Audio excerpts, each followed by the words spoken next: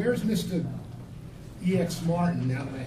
I'm Norm Kent. I'm the chair of the board of directors. Thank you for all coming to this forum that we have had for you for the past few days. If you appreciate what NORML has done here at this seminar, then would you take a moment and thank the person who masterminded us coming to Aspen years ago, who's coordinated this program, and who, like that Indian that said a journey of 1,000 miles begins with a single step. Back in 1970, the steps that Keith Stroup took to create and found NORML are being carried and nurtured today in 2013 here in Aspen with your presence. Keith is in the back of the room. He put this program together. He's enabled you to be at Gerry Goldstein's house and Hunter Thompson's farm tonight. Would you please give a round of applause for Keith?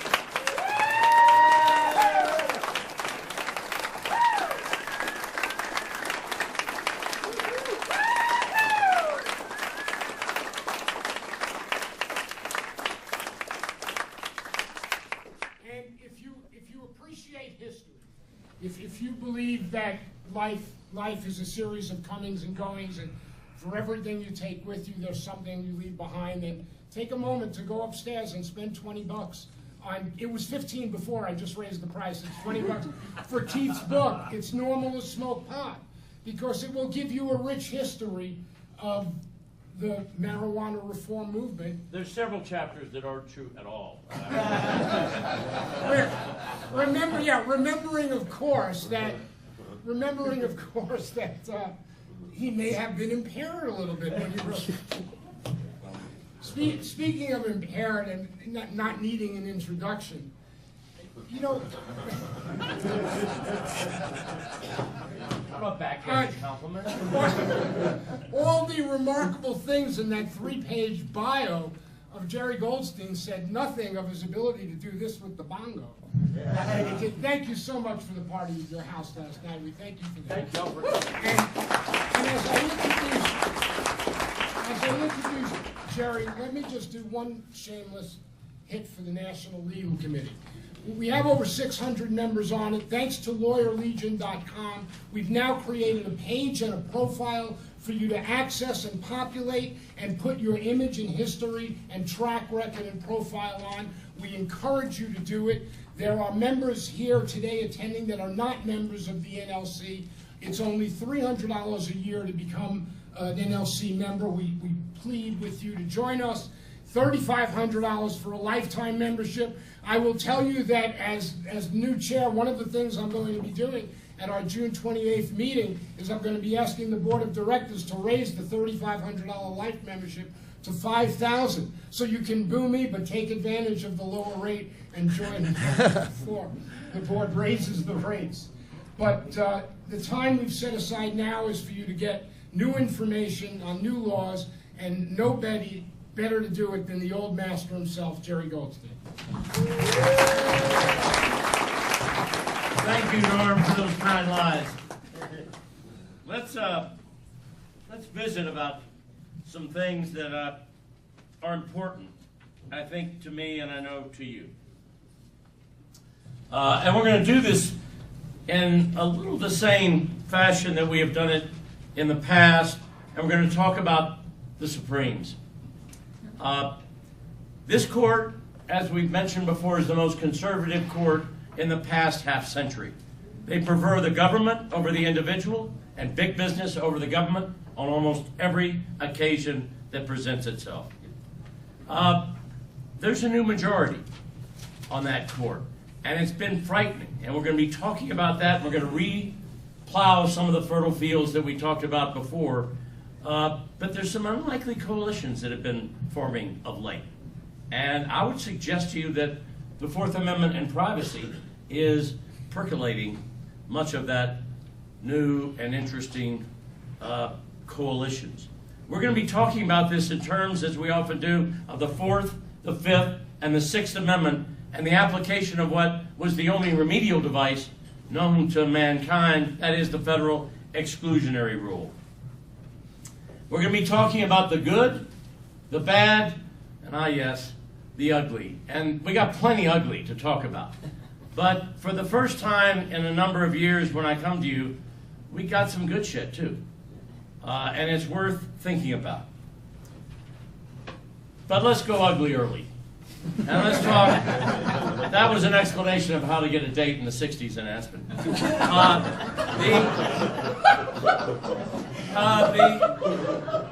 We're going to talk about the Fifth Amendment. And many of you are familiar with the Schatzter case, but, you know, I found this fascinating. These are all these 5-4 decisions. The Supreme Court, in an opinion by Scalia, held that a prison inmate is not in custody for Miranda purposes. What? That's right. They analyze it and they say, that's his fucking home. He lives there. Oh my God. By the way, these fuckers have never been in a prison. You cannot eat, shit, sleep, watch TV, take a leak, or jerk off without permission and somebody watching you. It is the most coercive atmosphere imaginable. For them to suggest otherwise is, I would suggest, insane. The only place more coercive is probably Ariel Cantu's place there in Cleveland. Okay, enough of that. You knew he was going to digress sooner or later. Let's analyze this another way. If a jail cell is a prisoner's home for Fifth Amendment purposes, how come it's not his home for Fourth Amendment? No, hey, fuckers, you cannot shake down my cell. This is my castle. Don't fuck with me. It's my home. I live here. I don't think so. And by the way, in one of these 5-4 decisions, Kennedy was often the swing vote, remember? This is a Kennedy opinion. He says that if you want to remain silent, you got to fucking speak up. This poor fucker was silent for 3 hours, and nobody got the hint. No, you're going to have to speak up to assert your right to silence. Another interesting analogy. Remember the Citizens United case? It was all about the McCain-Feingold bill that you couldn't have a corporation. It was the motion picture Hillary. They said it was political, and they said, wait a minute. Corporations have First Amendment rights. They have a right to speak and contribute to political campaigns. Another instance of a 5-4 decision, Kennedy writing for the majority again. And he says, yeah, corporations have a right to free speech. Have you ever heard a corporation speak? Okay. Go figure it. You know, this is all about money talks. This is about big bucks. And that's the 5-4 decision. That's the 5-4 new majority that we're dealing with. Well, let me ask you something. If a corporation has a First Amendment right to speak, how come it doesn't have a Fifth Amendment right to remain silent? Look, we can be using some of these opinions that they're so irrational that we're going to have some fun with them, folks, if we just keep up the hard work. And lastly, I bring you my favorite case, my Fisk case. I don't know how I could have fucking lost this thing. But in Fike, the 40 officers all decked out in their armor plate. They're in armed personnel carriers. They break through the front gate. They set off exploding devices all over to scare the shit out of the residents. They put grappling hooks on the front door and the burglar bars and rip the windows and doors out of the place. They've got my client. He is nude from the waist down, face down in his driveway. The officer has a shotgun over his head, and the Fifth Circuit, in a 2-to-1 opinion, said he was not in custody when they interrogated him in that fashion. By the way, this is a picture. The Fifth Circuit had this picture. That's my client's nude butt. You can barely see the shotgun over here when they're questioning him. And the two females on this is a bad day for Mr. Pike. That's his wife and his girlfriend when the police raided the place. Never mind the tanks, the guns, and the explosive devices. Where's the guy with no pants on going to go? His freedom of movement was restricted, if you ask me. Okay, let's talk about the Fourth Amendment. There's a we're going to talk about trilogies, 2 separate trilogies. This is the trilogy of horrors. And this trilogy limits the application of the federal exclusionary rule, despite Scalia's admonitions to the contrary. All 5-4 decisions, Kennedy is on the wrong side in all 5 of the cases, all 3 of the cases. The first being Hudson. In Hudson, Scalia makes this comment, which I bring to you each year because it amazes me so much. We have never held that evidence is fruit of the poisonous tree simply because it would not have come to light but for the illegal actions of the police. We have never fucking held that evidence is fruit.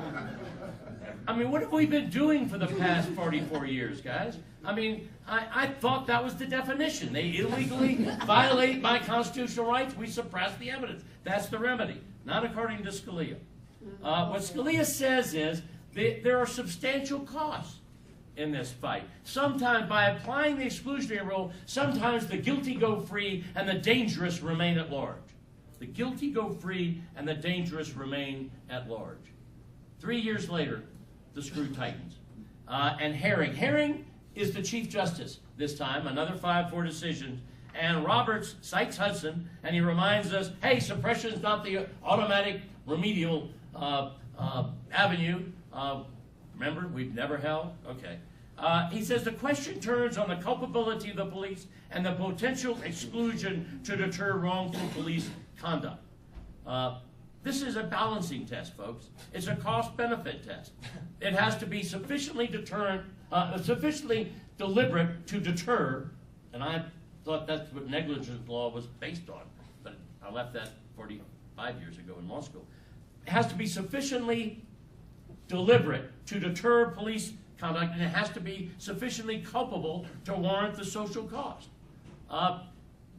Sufficiently intentional and sufficiently culpable to warrant the social cost. These balancing tests, I call them toilet bowl tests. You can see the pristine white bowl, and you pull the chain, and all your hopes and dreams go down the drain like little brown things. I've never, when a judge says I'm going to apply the totality of the circumstances to your situation, I see a big toilet bowl in the sky. And what are they balancing? What are the social costs they're balancing? Allowing the guilty to go free and the dangerous to remain at large. When are we going to win against that? When are we going to win that balancing test, if there is going to be one? 2 years later, there's a third case in the trilogy, and it's U.S. versus Davis. This is not a 5-4 decision. The issue there was, is an officer entitled to rely in good faith upon well-settled case law? If you remember, in Belton, New York versus Belton, the Supreme Court set up a bright line test. And the bright line rule was that officers obviously can't measure whether someone can reach and destroy evidence or gain a weapon for escape. So we're just going to have a bright line rule.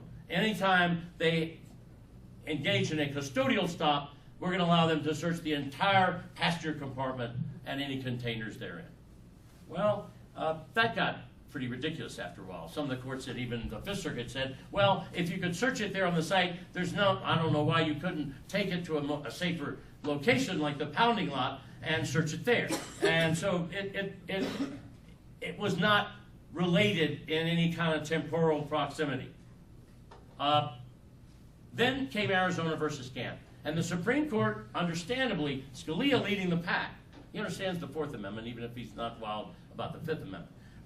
And what the court held there was, you're going to have to look at these cases case by case. There can't be some bright line rule. We're going to apply a rational basis to the idea that the officer might fear that his safety is endangered or that evidence will be destroyed. And this is, you know, at the guy in Gant, little Gant is handcuffed behind his back. He's in the backseat of a patrol car. There's no door handles. There's a big screen cage.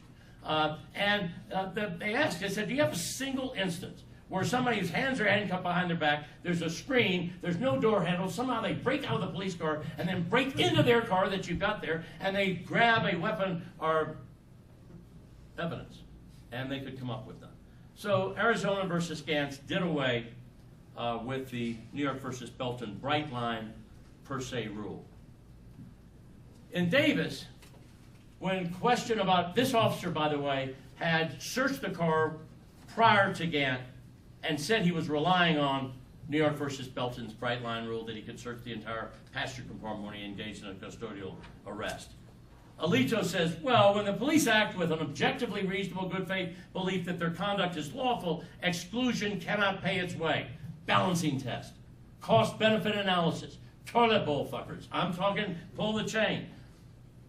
But what happened when we look at this concept of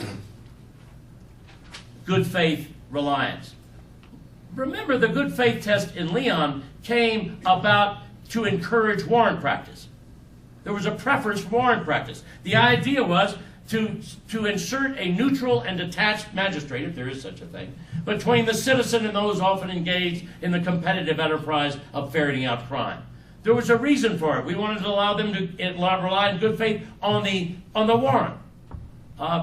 Here we're talking about they're relying upon well-settled law. Fuck, the court can't even. All these decisions are 5-4. They're not even agreeing on what the settled law is.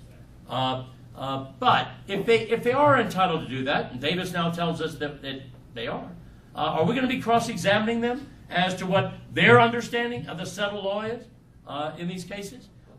Do they have to be right? Or can they just have a good faith guesstimate of what they think the law should be? Where does good faith start and where does it end?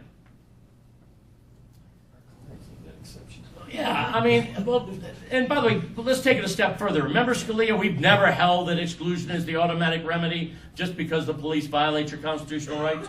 Well, Alito disagrees with that. He says, yeah, that is what we held. And he says, look, we're changing the rules. He says, we came to acknowledge the exclusionary rule for what it undoubtedly is, a judicially created remedy for the court's own making. We abandoned the old reflexive application of the doctrine and imposed a more rigorous weighing of its cost and deterrent benefits. We also recalibrated our cost-benefit analysis in exclusion cases to focus the inquiry on the flagrancy of the misconduct at issue.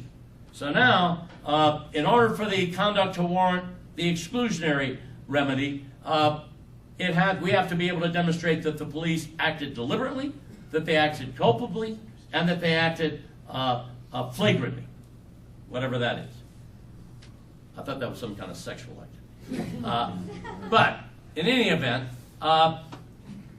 in order to apply these three were requisites according to Alito, and what's interesting is it was an 8-2 decision. Only Breyer and Ginsburg dissented. I mean, where was Sotomayor? Where's the rest of that group? That's a frightening concept when you look at what they were saying. And where's this push? I did this every year, but I like to remind myself where all this comes from.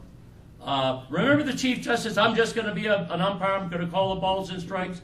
Well, when he was assistant counselor to the President of the United States in 1983, he sent this letter, which he forwarded a study, which he said should be highly useful in our campaign to amend or abolish the exclusionary rule. This is no fucking umpire, folks. This is somebody with an agenda.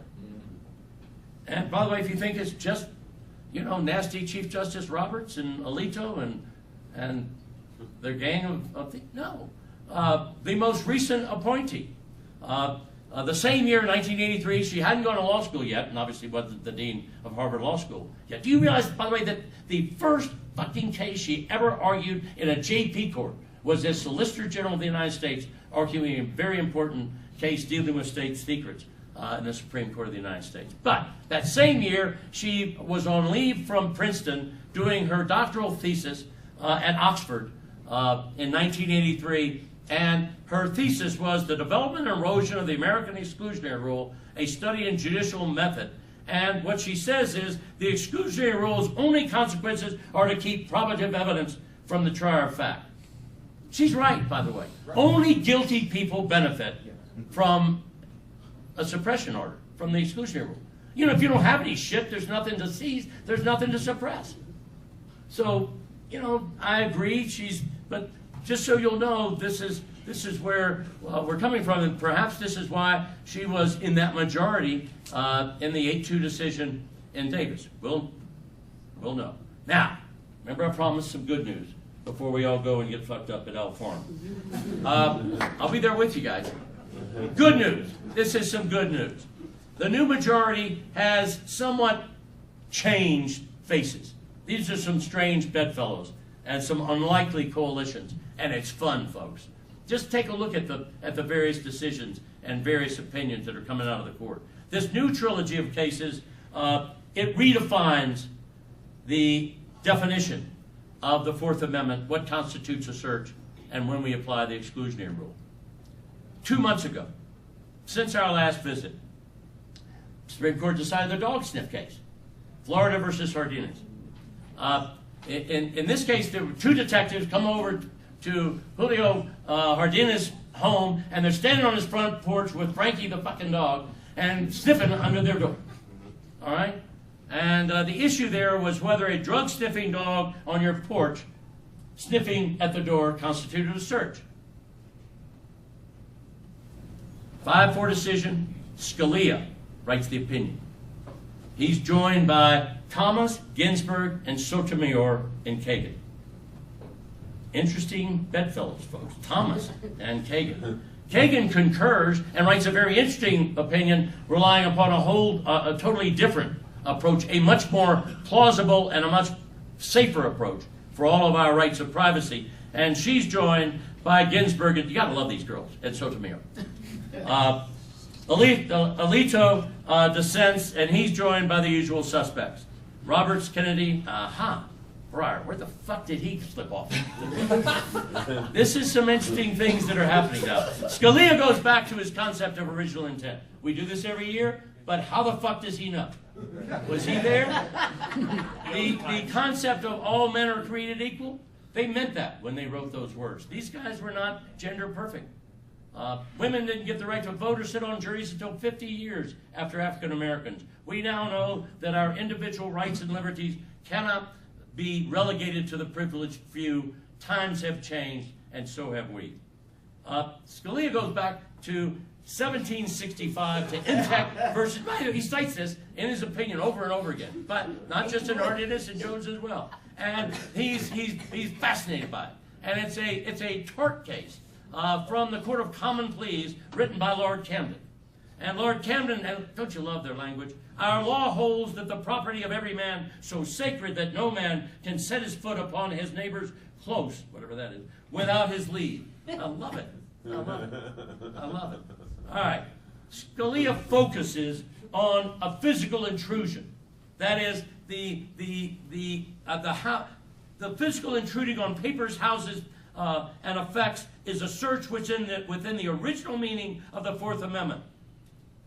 The original meaning of the Fourth Amendment. He focuses on physical trespass.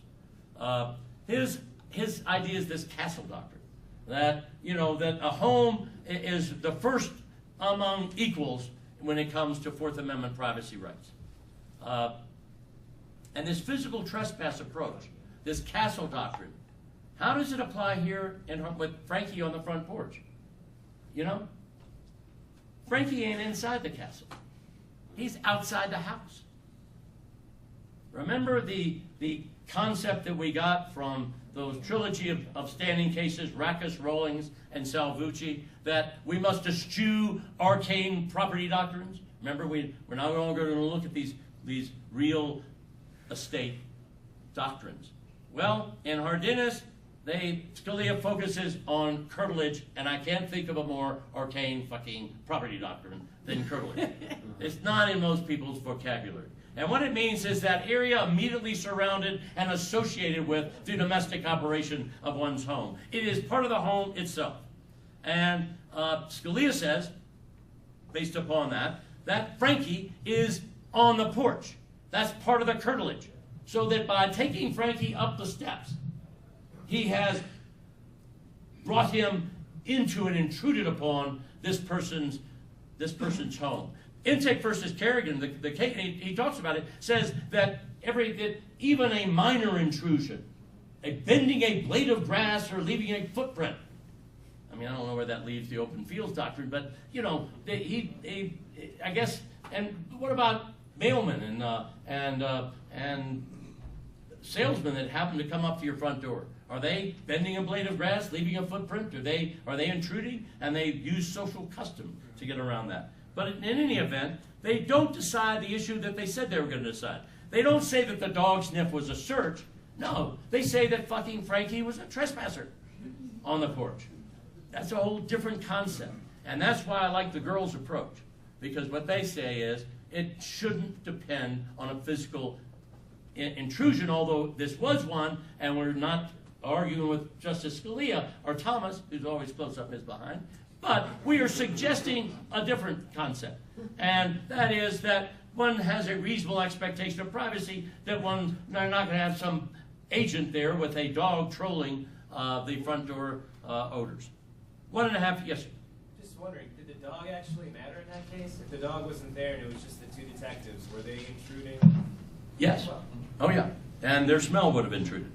1.5 years ago, in Jones, before Ardennes, the Supreme Court confronted a similar but different issue. And that was whether the attachment and tracking of a GPS device on Antoine Jones's pick-em-up truck constituted a search. And again, you know, two distinct and discrete issues: attaching the GPS device and monitoring the GPS device. And Scalia gets on his high horse, citing Intech versus Carrington again, loves Lord Camden.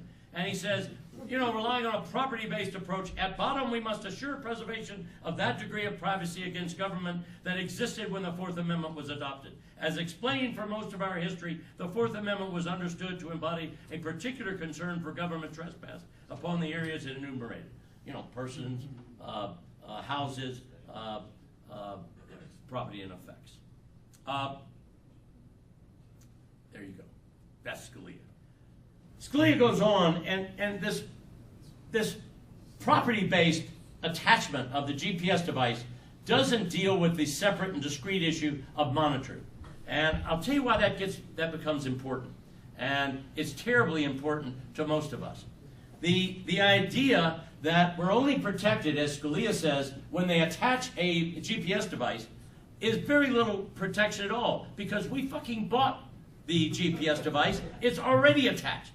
Almost everything we have, it's attached, and they've got it, and they can use it. So the attachment doesn't protect me very much. So that majority, by the way, it's a 9-zip opinion. You know, that's the only easy thing about it. You need to read these separate concurring opinions, because the danger we have is that that this information, and by the way, it's not just GPS device. It's everything we do. I don't know if you noticed, but the CIA is now leaking little by little. Have you ever thought about oral communications? We worry about texts and emails, but what about the fact that your oral communication is being sent digitally? I never thought about that. And it appears now that they have access to that. And by the way, they don't have to do it real time. They don't have to get a warrant to look for it. It's being stored. Every bit of this information goes to a fucking cloud somewhere and is stored, where they can data mine it years later to decide what was Goldstein doing out at Owl Farm that day. And they'll know where I was. And they'll know much more than what I was, because they'll be able to use all of my data, emails, texts, oral communications, and they'll be able to listen in and retrieve them. What happened to Katz's? Yeah. Well, Alito makes the argument, we're going to get to that, about how we can deal with that. And I'll tell you what, let me save that for 3 seconds, because it's a wonderful question, and I think we've got a real problem on our hands. What happened to Katz's? Remember Katz? How many of y'all remember what a public telephone booth looked like? All right. Superman and Sam Katz liked public telephone booths. And what the Supreme Court said when they were monitoring Sam Katz's conversations was that the Fourth Amendment protects persons, not places. What happened to that approach? Because Scalia's focus on places is not in keeping with the expectation of privacy concept that Katz had talked about. Alito concurs, and he's joined by Ginsburg, Breyer, and Kagan, and he says there's no way we can apply 18th century tort law to decide a 21st century technology issue. It is almost impossible to think of late 18th century situations that are analogous to what took place in this case. And he's right. And he talks about the fact that a search no longer requires a physical intrusion. For science has brought forth far more effective devices for the invasion of a person's privacy than the direct and obvious methods of oppression which were detested by our forebears and which inspired the Fourth Amendment. Alito goes on, and he says, look, there's lots of new devices now that provide this kind of information. Closed-circuit television. I mean, have you ever had a convenience store robbery where you don't get to watch it? You know, the Boston bombers, I mean, they were in sight of Lord and Taylor. We talked about that yesterday for a minute. London has these cameras on every street corner in downtown London. Automatic toll collection. I mentioned this when we're going to talk about the Martin case at the end of this, but, you know, Williamson County is north of Austin. San Antonio was south of it. I would drive using the toll road and thinking, God, I don't have to go through the toll booth. And every month I'd get my bill they have a picture of me at the wheel with my license plate. They knew exactly where I was every time. I didn't fool anybody. They got OnStar. Help me, I'm falling. But when your car is doing something funny, they know it. They not only know where it is, they know what the fuck's going on and what you're doing in it. Problem. Smartphones. I mean, all our devices that are electronic come with all of these devices already installed. The concept that Scalia was protecting us from the physical intrusion is of little solace to most of us. Alito goes on, and he talks about Title III, and he says, right after Olmstead, the Congress responded, and they passed Title III, the federal wiretap statute. And he said that's a legislative solution. I don't think this falls within the wiretap statute. But here's the problem. Who wiretaps? Jealous spouses and the government. Nobody else is interested in listening to our boring fucking lives. It's like watching paint dry. The difference is that this information, this data mining that is on our computers is very valuable shit. And it's commercially viable. And there's a reason why they give you this shit for free, if you can afford the service. There's a reason why we don't have to, I don't know, Alderville, every time you hit, I agree, when you enter one of these things, you've read the 3.5-page small print. You will understand that you gave up all your rights, that it's not your property, that all that information is owned by a third-party provider. And we all have dealt with all of that. But think of the consequences. Because that information, the Obama administration didn't miss much in the last election. I actually, a friend of many of ours, Craig Capitas, is anchoring for France 24 now. And he said, Goldstein, we think it's going to be really a tight deal between the Electoral College and the popular vote. We need somebody to come explain this to the Eurozone. We have my lovely bride of 44 years who's here, and I were in Paris, so I said, sure, I'll come down. I stayed up all night. It wasn't close, so that wasn't an issue. The only thing they asked me, they said, well, you're from Colorado. How come marijuana won 3.5 hours before Obama did? So thanks to you guys, we showed them, didn't we? But they understood that. They were using this data mining. The demographers are very keen on this, and every retailer uses this information. There's a reason why when you change your vitamins, they know you're pregnant, and then all of a sudden you get the coupons so they don't waste those coupons on a bunch of old guys.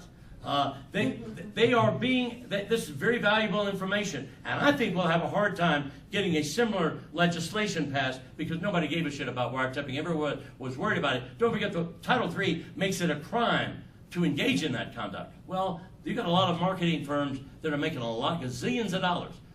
Watch it when all of a sudden we try to make what they use a crime. It's going to be interesting.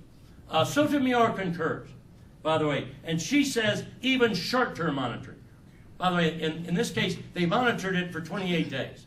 By the way, they did get a warrant, but they got a warrant for D.C. that was good for 2 weeks. They came in a week late, and they installed it in Maryland. So it was treated as a warrantless installation. But she says even short-term monitoring should come under the auspices of the Fourth Amendment. She says it's a comprehensive record. It knows, just like your computer knows, it's 24/7, 365. It knows everything. As she pointed, these are her words. And it knows when you went to the psychiatrist, when you went to an abortion clinic, when, God forbid, you went and saw a criminal defense lawyer. You will go to a by-the-hour motel. You go to a strip club. You go to a mosque, a synagogue, or a church. You go to a gay bar. All of these things, it knows. and it knows it forever, and it accumulates it and stores it forever, and someone can come back and mine it, a marketer, the government, the police. Scary. And Sotomayor goes on, she says, we may need to reconsider, and Alito touched on this as well, this whole expectation of privacy. Because quite frankly, in this digital age, people are willing to give this up. That they're willing to make a value judgment call. It's very convenient to be able to look. I mean, how did you find the GAN? Well, you fucking put in GAN, Aspen, and you find it. That's pretty convenient. Do you want to give that up? It also provides security. There are certain security concepts that this technology provides for us. I'm not sure we want to put it up for a vote. And she talks about phone numbers, text, every time you text somebody, every time you go into a website. How do you think they got WikiLeaks? Every piece of email that you send, that's all going through a third-party provider. And everything you order on the internet, that's all taken care of. And that makes 5 votes for at least long-term monitoring constitutes a search. It also makes 5 votes that are willing at least to reconsider the definition of what constitutes a search. 6 months ago, Jones comes back to the district court. And it's an interesting opinion because what the court there held is it's on remand. They said, okay, you can't put the GPS device on Antoine Jones's truck. But lo and behold, they weren't just monitoring the truck's GPS device. They were triangulating from cell towers. And they got a warrant under the Stored Communications Act of 1986 to obtain 4 months of the cell tower information, which was able to track the truck. And the Stored Communications Act of 1986, also known as the Electronic Privacy Act, it permits the obtaining of all this stored electronic data without a warrant, without a showing of probable cause, and without any minimization as you'd have under Title III, and without any court intervention. In Warshak, the Sixth Circuit 2 years ago held that that was, it applied in this situation, that would be an unconstitutional invasion of your Fourth Amendment right to privacy. And great language. The Fourth Amendment must keep pace with the inexorable march of technological progress, or its guarantees will wither and perish. But, lo and behold, they were entitled to rely in good faith upon the statute. Otherwise, you know, what are we asking of our police? On remand in Jones, they had 2 answers. One, hey, look, there is, under the Stored Communications Act, there is no exclusionary remedy like there is in Title III. So you don't suppress. And secondly, they were relying upon the statute in good faith. So we now know that an officer can rely in good faith upon a warrant under Leon, upon a statute under Jones and the Warshak case, and under Davis upon their interpretation of whatever they believe in good faith must be or should be the law. By the way, not to worry that many of our providers, Google, earlier this year said that they're no longer going to honor subpoenas and we're going to require a warrant to get your information. Twitter followed suit. Are we going to rely upon these carpet maggots to protect our Fourth Amendment privacy rather than the courts? What about technology? What about the fact that this new sophisticated surveillance, it's different from what our founding fathers that Scalia liked to think about physically trotting upon bending grass and leaving their footprints. You know, our founding fathers were concerned about King George's redcoats breaking down their door and rummaging through their underwear. It was physical. You could see it, you could feel it, you could smell it, you could hear it. This data mining, this electronic surveillance is stealth-like. You can't see it, you can't feel it, you can't smell it, and perhaps it's more dangerous and perhaps it's more sinister because of that fact. Because it hits at the crossroads between your Fourth Amendment right to be reasonably free of unconstitutional searches and your First Amendment rights to free speech, to free association, to bitch about your government. And it has a chilling effect because they're stealing something more valuable than your underwear or your papers. They're stealing your thoughts. They're stealing your communications. And that we need to have some concerns about. Cell phones. you see if there's a case on this issue almost weekly. And that is a search incident to arrest. Can they look at the numbers on your phone? Can they look at the text and the photographs on your phone? The Fifth Circuit says sure. Florida Supreme Court, May 2nd, I think it was the Southwood case, held that they couldn't. But we're going to, the cases are disparate. They're all over the place. And I think we're going to see a lot of this. I don't think what's on your phone is in plain view. I think it's not immediately apparent to the officer that he has evidence before him. And I know this stuff, well, the drug dealers always keep all their shit, you know. It's the same old ritual. But there's a difference here. This isn't a notepad. This has your whole life on it. It has everything about you. It is your life. And it starts, and there's no way to, you think you can delete something on your phone? You've got another thing coming. There's a terahertz device. New York City Police has this. It's able to look at you. It was developed by Scotland Yard. And it senses radiation, and it can see the outline of a weapon on your person. Is that a search under Kylo, like the infrared detection device? How does it know what's on the other side of the wall? Well, it's kind of like the Hubble telescope. Remember, it gives you, since you're too young to remember it, but it was sending us pictures back from space, and it'd say, this is Saturn. It looked like a big booger on a black deal. And they'd say, well, we're going to computer enhance it. And all of a sudden, every ring is perfect.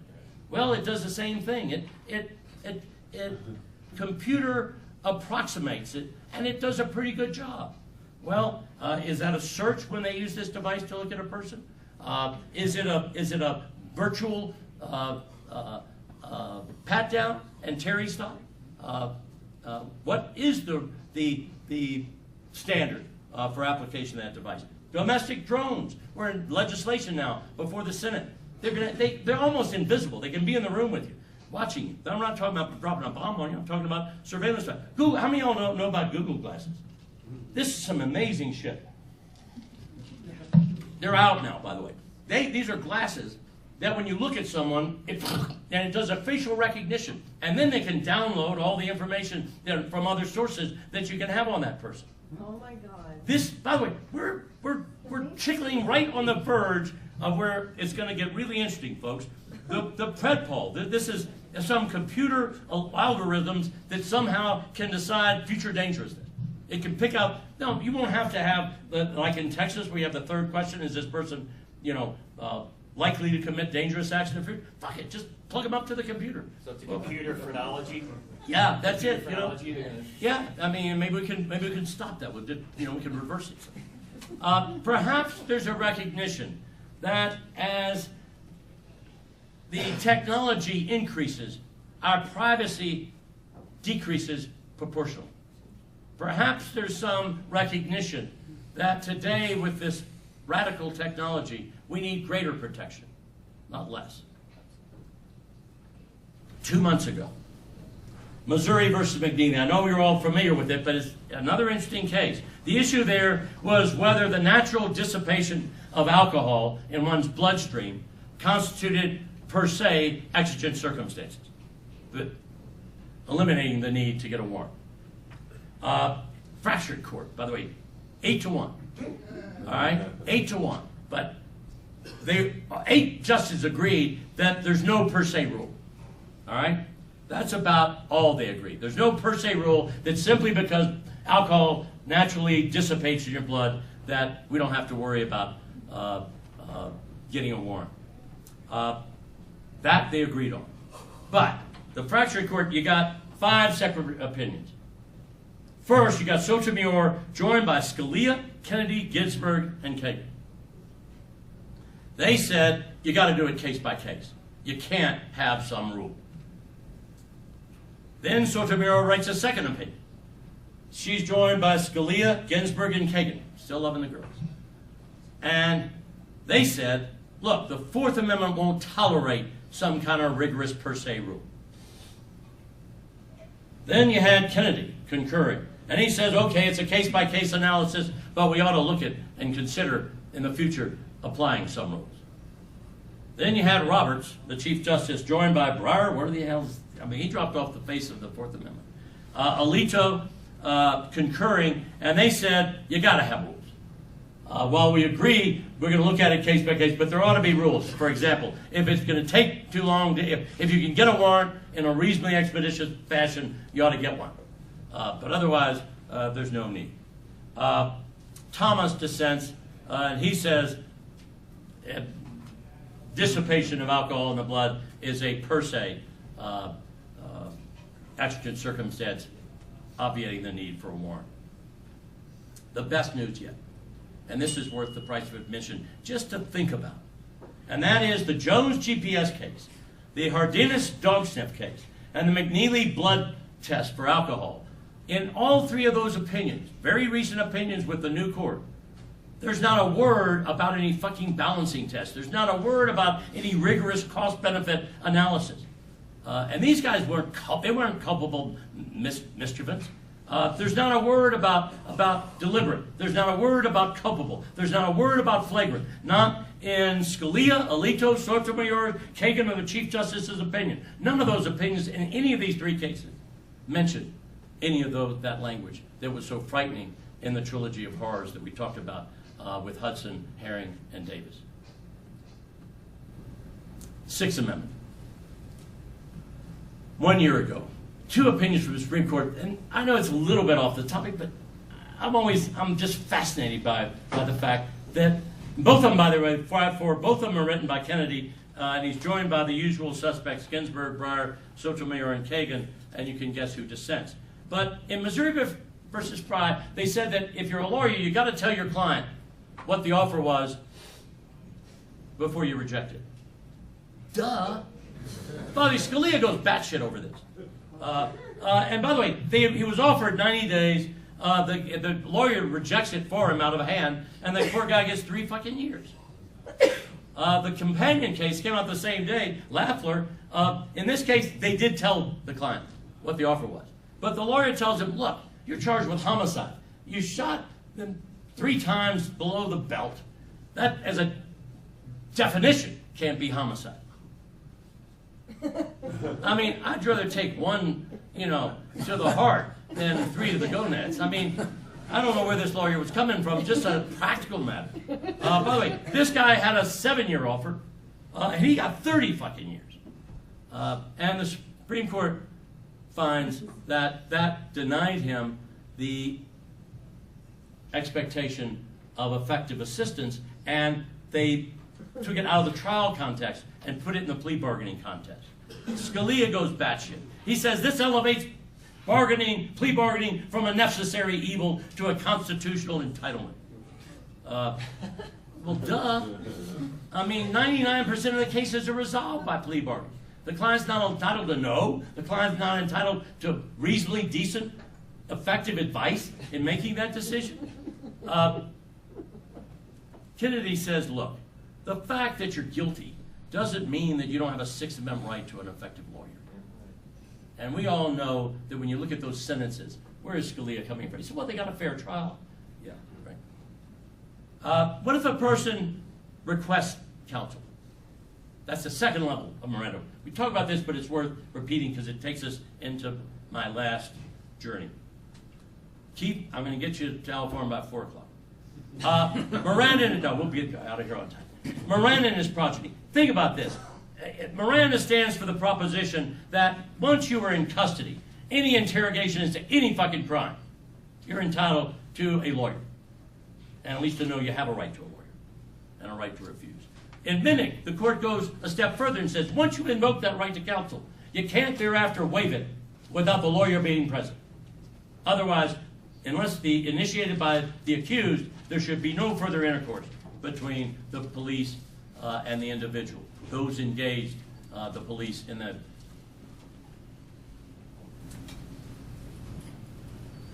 operation of attempting to seek out those among us who are guilty. Scalia dissents. He goes batshit again. He says, while every person is entitled to stand silent, it is more virtuous for the wrongdoer to admit his guilt. I love this. I know I read it every year, but we should then rejoice in an honest confession rather than pity the poor fool who has made it. And we should regret the attempted retraction of that good act rather than seek to facilitate and encourage it. To design our laws on premises contrary to these is to abandon belief in either personal responsibility or the moral claim of just government to obedience. The moral fucking claim of just government to obedience. This guy either went to a Jewish or a Catholic prep school. You can see, the rabbi or the nun rapping his knuckles. Just claim to obedience. In McNeil, Scalia gets his revenge. Maybe he's a sub. Well, possibly. He gets his revenge. And what he says is, look, you had a Sixth Amendment lawyer. That lawyer wasn't appointed to represent you in every case. He was only appointed to represent you in that case. So since they question you about a different case, you needed a Fifth Amendment lawyer.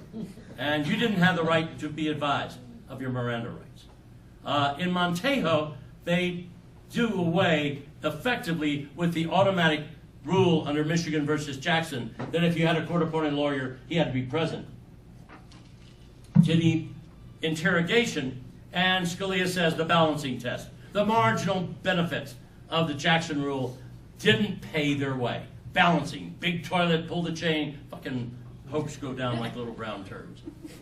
That's what happened. Scalia, by the way, goes even one further. He says, not only is this a difference between a Sixth Amendment lawyer appointed in that case and a Fifth Amendment lawyer that would be as to all questioning, but this guy had an appointed lawyer. He didn't request a lawyer. This is Scalia's argument. Even if it is reasonable to presume from a defendant's request for counsel that any subsequent waiver of the right was coerced, no such presumption can seriously be entertained when a lawyer was merely secured on the defendant's behalf by the state itself. Don't you like that? Don't you like that? Can you see it? We did this last year, the judge. Son, I'm going to put down. Do not appoint me a lawyer. I'm requesting one. Dude, I said I'm going to put. I don't want to appoint a lawyer.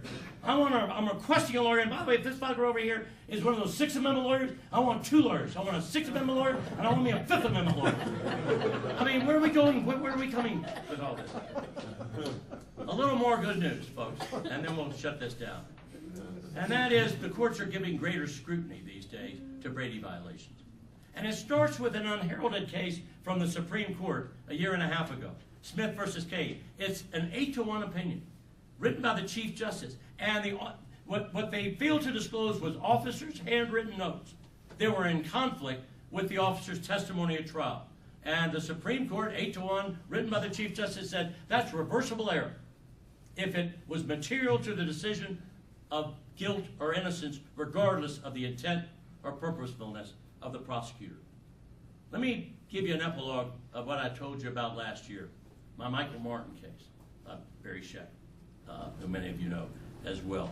In that case, this was a murder case out of Williamson County, Texas, where the prosecutor concealed from the defense, despite repeated requests, the fact that the 3.5-year-old son had given a recorded statement to his grandmother, who had passed it on to the prosecutor, that daddy not at home. Mommy killed by monster with a mustache.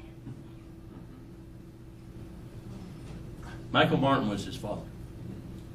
Eden spent 27 years of his life believing that his father had killed his mother. There were 3 reports from neighbors talking about a green van hanging out behind the house. They suspected there was someone casing the joint. Near where that green van was a bloody bandana. They didn't have DNA 25 years ago. Michael Martin, by the way, was convicted by a Williamson County jury, sentenced to life without parole, and served 25 years in Texas prison. By the way, was offered parole, and he said, that will mean I have to acknowledge that I killed my wife, I won't do it. The bloody bandana, by the way, they didn't even type it for blood. It turns out it had both the victim's blood and that of a male, not Michael Martin. A California database turned up the culprit.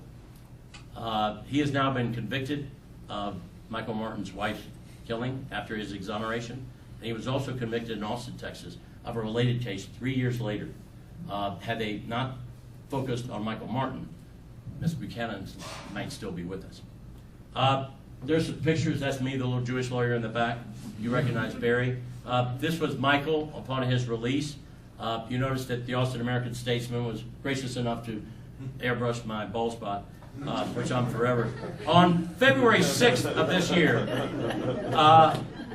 Judge Sid Harrell, who was appointed to conduct an inquiry, found that the prosecutor in that case, now sitting District Judge Ken Anderson, had committed 4 felony obstruction offenses. As a result of that, the Chief Justice of the Texas Supreme Court appointed Judge Stearns of the Court of Criminal Appeals to conduct a court of inquiry, a unique Texas practice. And that began on February 4th. It lasted for a full week of hearings, which we participated in. I was a witness. The Judge Stearns appointed Rusty Hardin of the Roger Clements and the accounting firms fame as the special prosecutor. And at the conclusion of that, by the way, the Texas Bar filed a lawsuit to strip Judge Anderson of his law license. Barely 1 month ago, on April 19th, Judge Stearns issued 15-page findings of fact and conclusions of law, first saying that he could not think of a more intentionally harmful act than a prosecutor's conscious choice to hide mitigating evidence so as to create an uneven playing field for a defendant facing a murder charge and a life sentence. And he found, in fact, probable cause to believe that 4 felony acts of obstruction had occurred. He immediately took Judge Anderson into custody in his own courtroom. He was handcuffed behind his back and walked across the street. There's that's Judge Anderson's, that's his mugshot that same day. And we won't be needing to worry about Judge Anderson's form of justice any longer. Maury Maverick, when I started the practice of law, taught me 45 years ago that the practice of law is a lot like the old hen in the hen yard, pecking around for corn. You know, every 100 pecks, she finds a kernel. The rest of the time, she's got a beak full of shit. Michael Martin was a kernel of corn, and we practiced day in and day out to find those kernels of corn. The next thing that happened was the Hannah Overstreet, a young woman who you may have read about it was sent to jail life without parole for salt poisoning her child. Junk science. This is me crossing. You notice the Texas Monthly was kind enough to cut off my bald spot.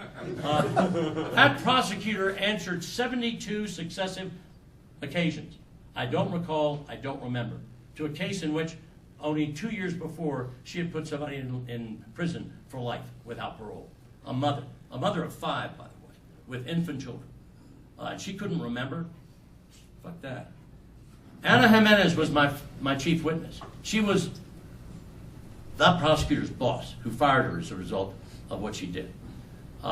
She was elected DA in Nueces County, Corpus Christi, Texas. She left that and joined the Defender Services, where she provides indigent defense in capital cases on behalf of the public defenders in Texas. Ana Jimenez was indicted for 4 counts of perjury in an unrelated case, but a case in which her perjury was a motion she filed in an ongoing death penalty case on behalf of her client, and the indictment was returned in the middle of the death penalty prosecution with no threat of the statute of limitations expiring. 70 lawyers joined me day before yesterday. It was just in this tiny little, Edna, Texas is a tiny fucking little burg in Jackson County, and this prosecutor's a mean son of a bitch. I mean, and he was doing his fellow prosecutors service by indicting Anna on a totally trumped up charge. Just seeing those lawyers, 70 lawyers, 4 past presidents of the National Association of Criminal Defense Lawyers, coming up, all of them had cowboy boots, it's Texas. But just hearing that throng coming up those stairs sent chills up my spine. 2 days ago, Anna's indictment was dismissed. Which brings me to why I wanted so much to have y'all last night, and thank you, Christine, for your wonderful hospitality. And I wanted to share with y'all today, and by the way, sitting next to her is one of my heroes and patron saints. Bob Broadus was sheriff here for 27 years, and his enlightened law enforcement is a prelude and a fugue to to number 64. That created an environment in this fair community, this little village, that spread like wildfire across this wonderful state. And there's a reason why we love him. But what I came is I wanted to talk to you about something dear and near to my heart. You know, I'm often reminded of Harper Lee's To Kill a Mockingbird, in particular the movie. And Gregory Peck has lost his fucking case. And he's packing his stuff up like I'm about to do to leave. And as he's leaving, in the bleachers where all the people of color had to sit, a preacher man leans over to Atticus Finch's daughter and says, "Scout, stand up. Your papa's passing." Let me just tell you, that's what we do every day. We stand up. And it's important. It's important we stand up in courtrooms. It's important we stand up in fucking bar rooms. It's important we stand up in classrooms like this. Stand up to injustice whenever and wherever it rears its ugly head. And let me just tell you something. That's what you folks do in courtrooms across this country. So next Monday, when we put on that starched, clean white shirt or blouse, we stick our chin up and puff our chest out and pull our shoulders back 2 centimeters wide, and we stand up. We stand up for justice. What you do every day reflects the best tradition of our profession, and you make me proud. Thank you all for allowing me to apologize.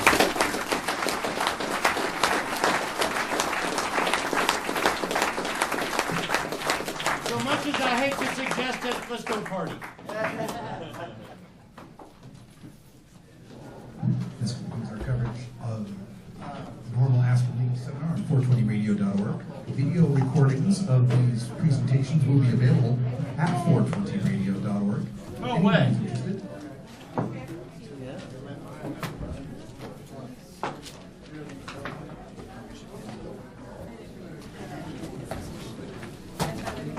And that's a wrap.